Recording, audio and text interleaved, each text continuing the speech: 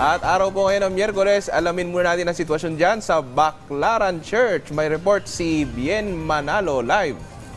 Bien? Alam mo, Daniel, hindi alintana ang buhos ng ulan para sa ating mga kababayan na nagsisimba dito sa Redemptorist Church sa Baclaran ngayong Miyerkules ng umaga. Misa sa walang hanggang pag-ibig ng Panginoon sa sanlibutan. Maaga pa lang ay dagsa na ang mga taong nagsisimba dito sa Redemptorist Church ngayong Miyerkules. Isa na riyan si Elvira Alcantara na bata pa lang ay iminulat na ng kanyang mga magulang sa halaga ng pagkakaroon ng matatag na debosyon. Para kasi kay Elvira, ito ang kanyang sandigan lalo't higit sa panahon ng mga pagsubok. Nagpapasalamat ako sa kanya na sana bigyan niya pa kami ng maraming blessing at ilayo niya kami sa mga sakit. Bigyan kami ng magandang buhay-buhay.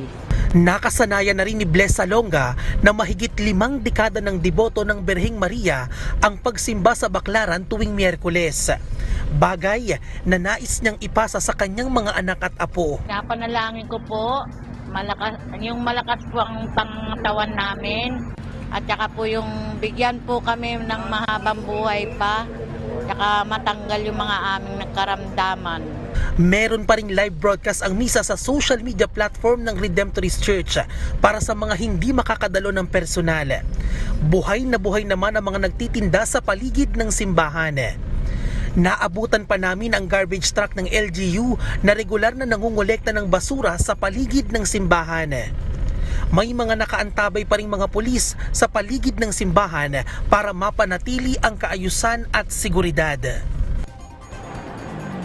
Daniel, update naman tayo sa lagay ng trapiko dito sa kahabaan ng Service Road sa Rojas Boulevard. Sa tapat mismo yan ng Baclaran Church.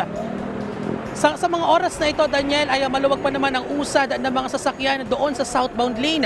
Ito yung mga sasakyan na papasok ng Cavite. Gayon din, maluwag din ang usad ng mga sasakyan doon sa northbound lane. Ito naman yung ating mga motorista na papasok ng Manila. Sa ngayon, Daniel, ay nagpapatuloy ang misa dito sa Redemptorist Church. At yan ang update ngayong Miyerkules ng umaga. Balik sa iyo, Daniel. Maraming salamat, Bien Manalo.